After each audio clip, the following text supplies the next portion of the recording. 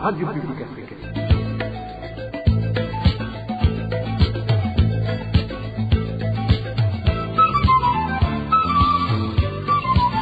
Radio Publique Africaine.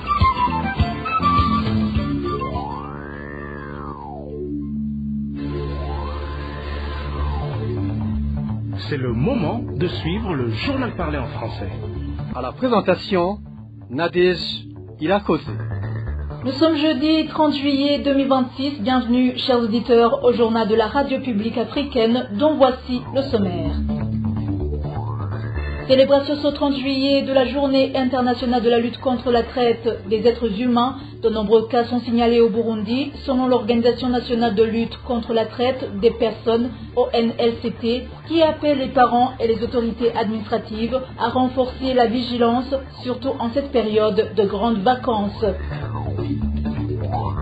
La Fédération nationale des syndicats du secteur de l'éducation au Burundi, FENASEB, dénonce le refus opposé à certains enseignants par le ministère de l'Éducation nationale alors qu'ils avaient été officiellement invités par l'intermédiaire de leurs établissements scolaires. Et en page économie, les habitants de la commune Mugina, regroupés dans des associations d'exploitation aurifère, alertent que depuis que l'armée burundaise s'est lancée dans ce secteur, ils travaillent à perte. Dans quelques secondes, les détails de cette édition. Bonsoir, débutons ce journal par la page Droits de l'homme. Les réponses du président de la Commission nationale indépendante des droits de l'homme au Burundi, CNIDH, au sujet de la disparition de son employé Shadia Mukaremera ravivent les inquiétudes de certains agents de cette institution qui accusent la direction de la CNIDH de vouloir occulter la vérité dans cette affaire. 5 mois après l'enlèvement de Shadia Mukaremera, Martin Blaise Nyawoho dit ne pas savoir si la justice a classé le dossier sans suite après avoir exploité les pistes données par la police, des pistes qui pouvaient aider à retrouver les traces de cet employé de la CNIDH. Martin Blaise Nyawoho, le président de la CNIDH, répond aux questions d'Inès Gakiza. Comme vous le savez, un événement s'est produit à la CNDH le 25 février. Elle est venue au travail puis a disparu. Nous ne l'avons pas revue le lendemain. Nous avons sollicité les services de recherche qui l'ont cherchée et jusqu'à ce jour, elle reste introuvable. Cependant, certains indices indiquent que la dernière personne avec qui elle s'est entretenue est l'ancien secrétaire général de la CNDH. Par la suite, celui-ci s'est rendu à la police et d'autres employés s'y sont également rendus pour répondre aux interrogatoires. Nous poursuivons activement les recherches. La semaine dernière encore, nous avons échangé avec les responsables des services de renseignement et de la police.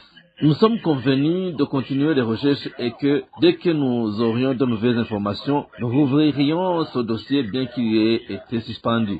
Voilà où en sont les choses et au vu de nos efforts actuels, nous pensons aboutir à un résultat qui satisfera le plus grand nombre. Monseigneur, la police vous avait donné certaines pistes. Le dossier a été classé sans suite et vous n'avez même pas demandé l'issue des pistes données? Vu que nous avons saisi le service de la police chargé des recherches des personnes disparues, nous espérons qu'elle aboutira à de bons résultats. La dernière personne qui a communiqué avec elle est connue. A-t-elle expliqué l'objet de ces communications et Agnabougete, d'où son portable a émis le signal, c'était où? Vous n'avez pas demandé ces informations? Je ne saurais dire comment ils ont procédé, ni comment ils ont mené des recherches. Mais ce que nous leur avions demandé, c'était de déployer toute leur intelligence et tous leurs moyens et d'explorer toutes les pistes possibles afin de faire en sorte qu'elles soient retrouvées. Avec toutes vos prérogatives, comment dites-vous que vous ignorez l'issue de ces pistes et que vous n'avez rien demandé? Non, quant à savoir comment ils travaillent, comme je te l'ai dit, je n'en sais rien car je ne siège pas à la police pour suivre tous leurs dossiers. Nous avons attendu les conclusions de leurs enquêtes et ce qui a été transmis au parquet. Mais je vous ai dit qu'avant-hier encore, j'étais avec certains membres des services de recherche et je leur ai demandé, alors l'affaire Shadia s'arrête-t-elle là ou continuez-vous les recherches? Ils m'ont répondu, oui, nous avons relancé l'affaire, nous commençons à apercevoir quelques pistes et nous sommes de nouveau à sa recherche.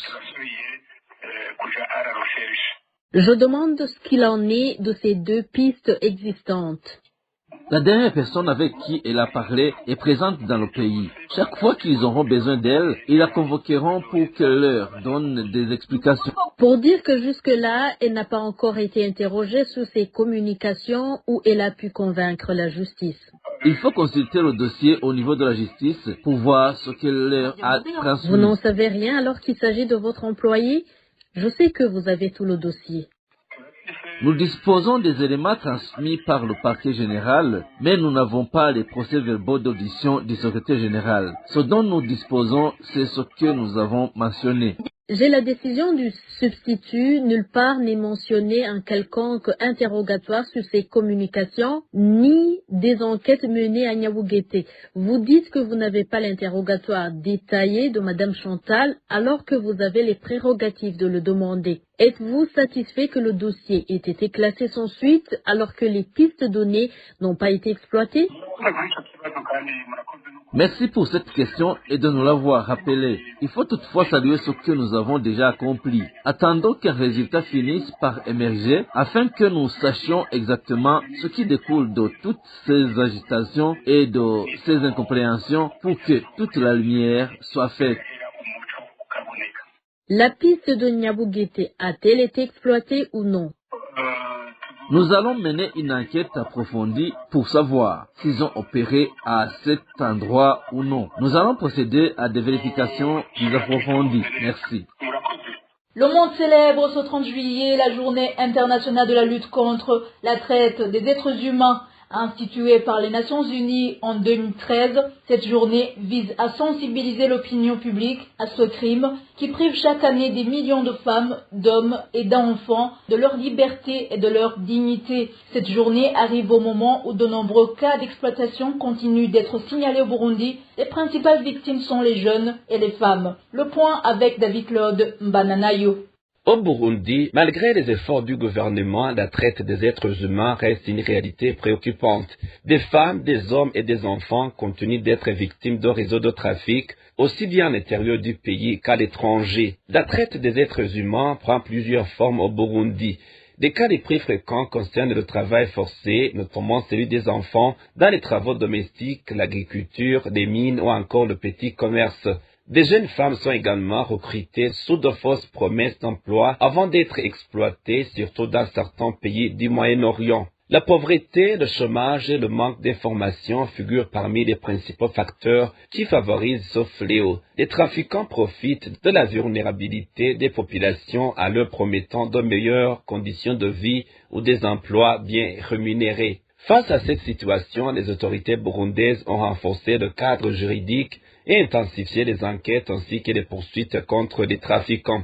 Des campagnes de sensibilisation sont également menées avec l'appui de partenaires nationaux et internationaux afin de prévenir ce crime et d'encourager les victimes à dénoncer les abus. Cependant, les organisations de défense des droits humains estiment que d'importants défis subsistent notamment en matière d'identification des victimes, de leur prise en charge et du démantèlement des réseaux de traite. La lutte contre la traite des êtres humains reste donc un défi majeur qui nécessite la mobilisation des autorités, des organisations de la société civile et de toute la population afin de protéger les personnes les plus vulnérables. Pour l'édition 2026, l'accent est mis sur les victimes exploitées dans les réseaux d'escroquerie en ligne, un phénomène en pleine expansion qui appelle à une mobilisation accrue des États de la communauté internationale. Merci David-Claude Mbananayo. À l'occasion de cette journée, l'Organisation nationale de lutte contre la traite des personnes, ONLCT, indique que 118 enfants ont été secourus, tandis que 20 personnes soupçonnées d'être impliquées dans un réseau de traite ont été interpellées entre juillet et août 2025. Prime Mbaroukeye appelle les parents ainsi que les autorités administratives à renforcer la vigilance, notamment dans les parkings où se rassemblent les véhicules effectuant des transports vers l'étranger, surtout en cette période de grandes vacances. Suivez Prime Mbaroukeye, représentant légal de l'ONCT. Où est ton frère? ONLCT, où est ton frère? salue le fait que le Burundi dispose vraiment d'un cadre juridique et institutionnel relativement développé pour lutter contre la traite des personnes, notamment une législation réprimant la traite des personnes, une commission nationale de lutte contre la traite des personnes, des unités spécialisées de protection des mineurs. Néanmoins, même si le Burundi dispose d'un pareil cadre juridique et institutionnel militant en faveur de la prévention et de la lutte contre la traite des personnes en général et celle des enfants en particulier, le manque de vigilance de certains parents et de certaines autorités administratives locales, surtout pendant les grandes vacances, constitue vraiment un des facteurs favorisant également la traite des enfants au Burundi. C'est ainsi que seront toujours les enquêtes menées par ONSU et ton frère pendant les grandes vacances de l'année passée 2025 et au mois de juillet et de août. 20 trafiquants d'enfants ont été interpellés par la justice et condamnés par le tribunal de grande instance de Rutana après avoir été attrapés en flagrant délit de trafic de 118 enfants pour tous ces motifs. ONSU et ton frère voudrait demander ce qui suit à l'endroit des parents de conserver tous les documents d'identité des enfants et de contrôler tout déplacement hors de la localité de résidence de l'enfant et de ne jamais confier un enfant à une personne inconnue ou à un intermédiaire promettant un emploi ou une formation à l'étranger sans vérification approfondie. De maintenir une surveillance régulière des activités des enfants durant toute la période des grandes vacances en favorisant des occupations sûres, notamment des camps de travail pendant les vacances, des activités sportives et culturelles et éducatives, de signaler immédiatement toute disparition ou tout recrutement suspect des enfants aux autorités administratives locales ou à la police du lieu, et tout en mettant en place un système d'alerte rapide, d'intensifier les contrôles dans les parkings des marchés notamment, le parking du marché appelé communément chez Sion, le parking du marché de Kinindo, les gares routières, les frontières, surtout la frontière burundo-tanzanienne et les principaux axes de transport durant les grandes vacances, en poursuivant en même temps et systématiquement et par la suite des recruteurs, des auteurs et les complices impliqués dans la traite des enfants. Dans un instant, c'est la page éducation.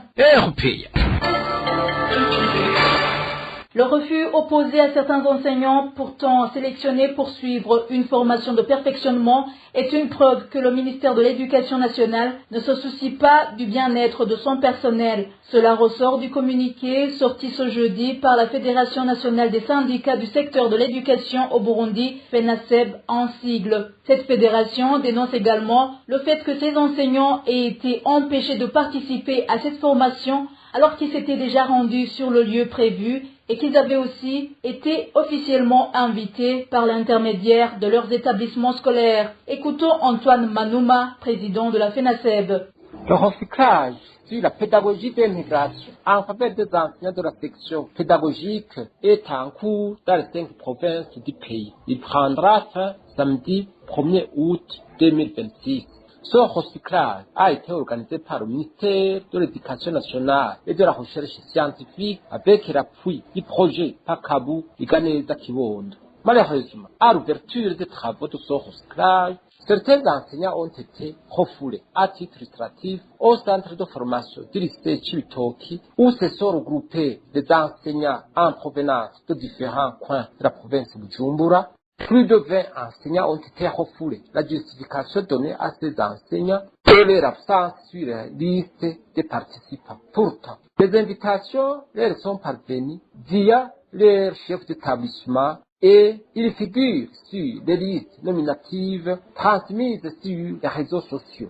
Si les listes ont été modifiées après à leur insu, la faute incombe au planificateur, c'est-à-dire le ministère en charge de l'éducation. Malheureusement, les retombées négatives sont revenues aux enseignants qui ont parcouru de longs trajets avec des dépenses non liées au déplacement et à la couverture des besoins connexes.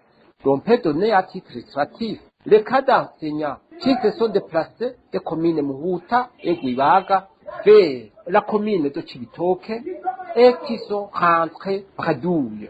Parmi eux figurent de nouveaux enseignants sans matricule et des bénévoles qui ne sont pas rémunérés alors qu'ils sont au service de la nation. Ils ont dû donc s'endetter. Si le ministère ayant l'éducation n'a pas été préoccupé par les conditions dans lesquelles se trouvent ces enseignants et qui par ailleurs ont droit au perfectionnement comme leurs collègues. C'est un signe que les responsables n'ont pas le souci du bien-être des employés sous leurs ordres. Au sein de la Fédération nationale des syndicats du secteur de l'enseignement et de l'éducation du Burundi, FENASEB, nous demandons que toutes les dépenses soient remboursées et que les droits au perfectionnement soient respectés pour éviter la discrimination. Dans l'avenir, des formations pareilles devaient être minutieusement préparées. Passons à la page économie. Dans la commune Mugina, les habitants regroupés dans des associations d'exploitation aurifère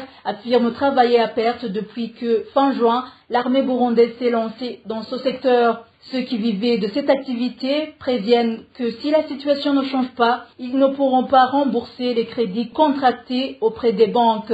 Désiré Hatungimana. Le secteur aurifère de la région a connu de profondes mutations depuis 2017 sous la présidence de Pierre Nkurunziza, selon les exploitants locaux. Ils expliquent que la société Tanganyika Mining Burundi s'est installée, s'appropriant des terrains sans indemnisation avant de suspendre ses activités. Aujourd'hui, c'est une situation confuse qui s'installe, les habitants ne sachant plus comment s'organiser. Le système dans lequel nous travaillons auparavant consistait à regrouper la récolte au sein des coopératives qui la descendaient ensuite vers l'OBM pour établir un rapport. Une fois ce rapport transmis, la récolte était expédiée à la BRB, l'État en prélevait sa part et le reste nous revenait afin de pouvoir payer les citoyens et permettre à leur vie de continuer normalement. Mais jusqu'à présent, ce mécanisme ne fonctionne plus. Aujourd'hui, près de 35 coopératives sont actives, mais nous sommes fortement perturbés par les interventions de l'armée. Les militaires arrivent sans aucun accord préalable, récoltent directement sur le champ, emportent la production et la déposent dans leurs caisses sans jamais préciser si les producteurs recevront une rémunération ou non. La population vivant de l'or dénonce de graves difficultés depuis l'arrivée de l'armée dans son secteur. Lorsqu'elle cherche des explications, certains militaires les renvoient vers le chef d'état-major Prime Niyongabo, d'autres vers le président de la République, laissant les exploitants dans l'incertitude. Certains membres des coopératives ont dû contracter des dettes car on leur avait assuré que toutes les coopératives devaient s'acquitter de leurs obligations. Nous avons récemment payé 35 millions, mais à peine cet argent versé, des activités militaires sont intervenues. On nous a alors déclaré que nous devions collaborer avec eux, que cela nous plaire ou non, et que celui qui refuse doit se retirer. C'est une véritable difficulté, car sur un chantier, on peut avoir investi des millions pour préparer le travail. Ici, à Mugina, les pluies sont abondantes, et nous savons que la saison sèche est le moment idéal pour exploiter les mines. Puisqu'il n'y a pas d'inondation, ainsi, celui qui a contracté une dette se dit « Je vais extraire de l'or pour rembourser la banque ». Mais ces interventions militaires nous ont complètement déstabilisés. L'armée a annoncé qu'elle prélèverait 70% de la production aurifère, laissant seulement 30% aux coopératives. Les exploitants estiment que cette répartition ne couvre pas leurs investissements et entraîne des pertes considérables. Beaucoup ont donc décidé d'arrêter une activité qui constituait leur principale source de revenus.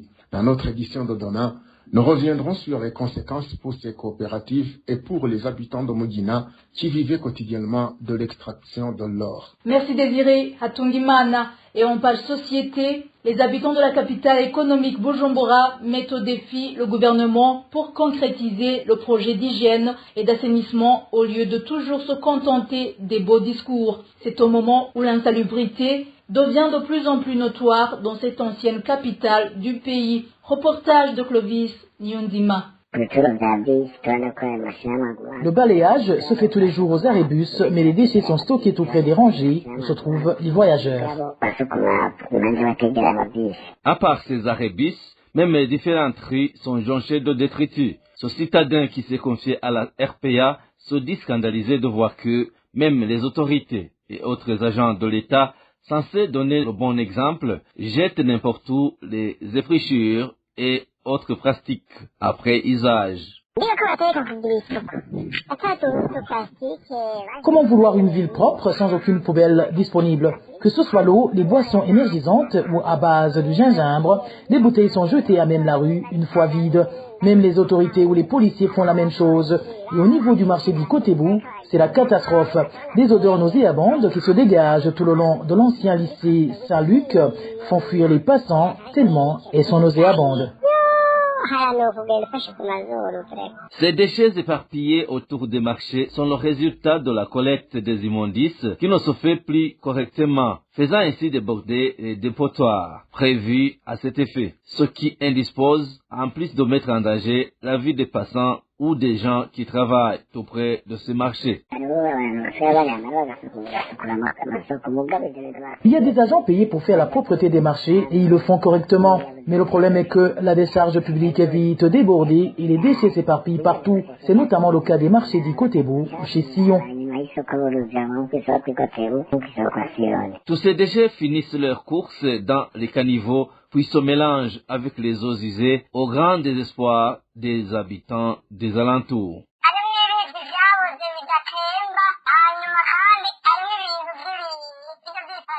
Les canaux d'évacuation sont remplis d'eau usée et nauséabonde, ainsi que de bouteilles en plastique.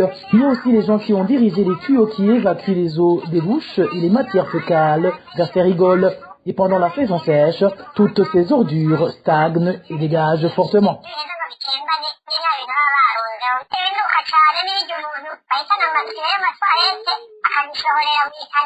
Dans nos éditions ultérieures, nous vous parlerons de la situation sanitaire qui prévaut au sein de certains bistrots et restaurants de Bujumbura. Merci Clovis Nyonzima. Dernier dossier de ce journal avec la page agriculture. Tous les producteurs de café qui n'ont pas encore fourni les documents requis pour le paiement ou leurs informations d'identification sont appelés à les déposer dans les centres où ils ont livré leur récolte. Cette opération se déroule du mercredi 29 juillet au vendredi 31 juillet. Cette annonce a été faite ce mercredi par le directeur général de l'Office pour le développement du café, ODK. Oscar Urukunda a également indiqué que le deuxième paiement destiné aux caféiculteurs interviendra au cours de la première quinzaine du mois d'août. Suivez-le. Ikigo gijejwe guteza imbere igisata c'ikawa mu Burundi ODECA kiramenyesheje abakorera mu gisata c'ikawa bose cyane cyane abarimyi b'ikawa ko isizene yo kwegeranya ikawa ihishiye y'umwaka. L'Office de développement des cafés au Burundi ODECA informe tous les acteurs de la filière café, en particulier les caféiculteurs, que la campagne de collecte du café pour la saison 2026-2027 prendra fin ce vendredi 31 juillet 2026. Le deuxième paiement, qui constitue le dernier versement de la campagne 2026-2027, débutera le 17 août et se poursuivra jusqu'au 31 août 2026. Au total, 190 521 caféiculteurs seront payés lors de ce dernier versement. Le montant global à distribuer s'élève à 199 milliards 90 394 000 francs burundais. Quantité totale de café collecté cette année est de plus de 112 000 tonnes. Le DECA rappelle également que tous les caféiculteurs qui n'ont pas encore fourni les documents nécessaires au paiement ou les informations relatives à leur identité sont invités à les déposer dans le centre où ils ont livré le café entre le 29 et le 31 juillet 2026. Nous mettons tout en œuvre pour que les caféiculteurs soient payés rapidement. Il arrive souvent qu'ils perdent courage lorsque le paiement tarde, car au moment où ils reçoivent leur argent, les dépenses qu'ils prévoyaient ont déjà été effectuées ou ne peuvent plus être couvertes à temps. En effet, au mois d'août, les producteurs ont besoin d'acheter des semences, des engrais ainsi que des fournitures scolaires pour leurs enfants. Au cours de cette conférence de presse, Oscar Urukunda a précisé que les 1734 producteurs qui n'ont pas encore reçu leur argent lors du premier paiement seront payés au début du mois d'août. Il s'est par ailleurs réjoui que les agriculteurs s'intéressent de plus en plus à cette culture. Selon lui, La production de café de cette année a plus que doublé, passant de 50 000 tonnes pour l'année dernière à 112 000 tonnes pour cette année. Et voilà, c'est ici que prend fin le journal de ce jeudi 30 juillet 2026. Merci chers auditeurs de nous avoir suivis. Merci à toutes les équipes rédactionnelles et techniques. Excellente soirée à tous.